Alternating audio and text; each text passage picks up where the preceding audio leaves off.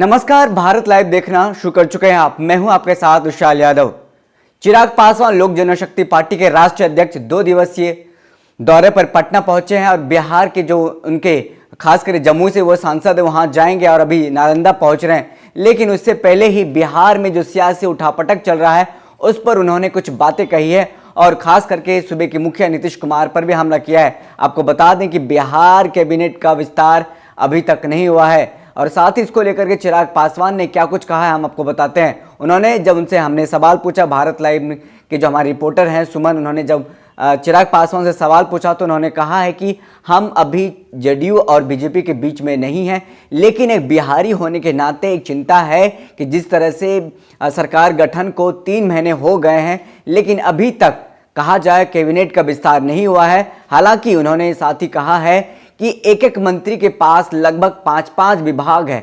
जब कैबिनेट का विस्तार होगा तो उनको पता नहीं रहेगा कि कौन विभाग मेरे पास रहेगा, कौन विभाग किसके पास रहेगा। इसको लेकर के तमाम जो विभागों में है दिक्कत आ रही है और तमाम विभागों का काम उचित तरीके से नहीं हो रहा है। तो साथ ही उन्होंने एक बात भी कही है कि दोनों जो घटक दल हैं उनको आपस में बैठ करके तमाम जो मुद्दे हैं उन पे डिस्कस करना चाहिए और जो भी मसला है उसको सुलझा लेना चाहिए ताकि कैबिनेट का विस्तार जल्दी हो सके। और एक बिहारी के होने के नाते जो चिंता है, जायज़ चिंता है, जिस तरह से लगातार कामों में जो बाधाएं आ रही है, सुचारू रूप से काम नहीं हो रहा है, तो बिहार का जो तमाम युवा हैं, लोग हैं, उसको कई दिक्कतों का सामना करना पड़ रहा है कैबिनेट विस्तार नहीं होने के कारण। तो सुनिए क्या कुछ कह रहे हैं एलजेपी के राष्ट्रीय अध्यक्ष चिराग पासवान। बीजेपी जेडीयू के बीच क्या लग रहा है आपको? मैं ईमानदारी से दोनों के बीच मैं हूँ नहीं और मैं था भी नहीं। क्या देरी है ये दोनों घटक दल के नेता ही बताएंगे।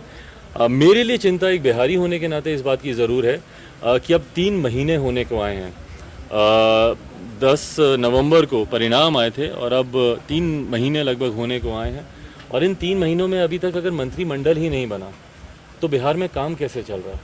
एक एक मंत्री के ऊपर जितने विभाग दे रखे हैं और उन मंत्रियों को पता ही नहीं कि भैया मुझे जाना कौन से मंत्रालय में, मैं कौन से मंत्रालय का जाके काम देखूं, क्योंकि बाद में जब नए मंत्री आएंगे तो उनके पास कौन सा विभाग रहेगा, कौन सा विभाग छीन लिया जाएगा।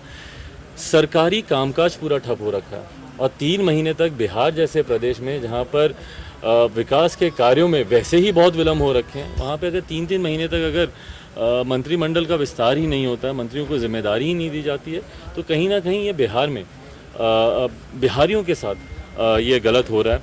उनके कार्य रोके जा रहे हैं। मैं आग्रह करूंगा कि जो भी आपसी मतभेद हो उसको बैठ के सुलझाया जाए और मंत्रिमंडल विस्तार जल्द से जल्द होना चाहिए ताकि बिहार में कामकाज सुचारू रूप से चले और जितने भी नेता हैं वो बिहार के विकास की तरफ ध्यान दें, ना कि सिर्फ अपने संगठन।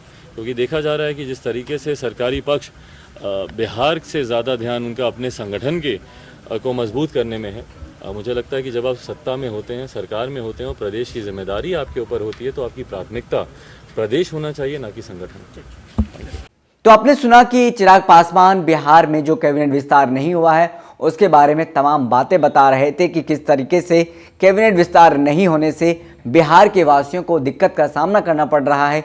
लगभग 3 महीने होने चले हैं और इसमें कहा जा रहा है कि अभी जो जदयू और बीजेपी के बीच में कहा जा रहा है पेच फंसा हुआ है। हालांकि जदयू की तरफ से और बीजेपी की तरफ से ये कहा गया है कि पेच सुलझ गया है, जल्द ही कैबिनेट का विस्तार हो सकता है। और जो डॉक्टर संजय जायसवाल हैं, बिहार बीजेपी के अध्यक्ष हैं, उन्होंने ये तो बात कह दिया है कि या बजट सत्र से पहले ही बिहार में कैबिनेट का विस्तार हो जाएगा, यानी कि 19 फरवरी के पहले ही बिहार में कैबिनेट का विस्तार हो जाएगा। तो लगातार भारत लाइव के साथ जुड़े रहें और देखते रहें छोटी से बड़ी लेटेस्ट अपडेट के लिए भारत लाइव। धन्यवाद।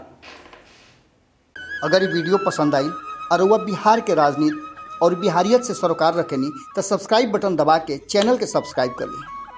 ओजे एगो घंटी बा, ओकरा बटन दबा देला से कुल सटीक और मारक खबर रुआ मुफ्त में मिल जाई।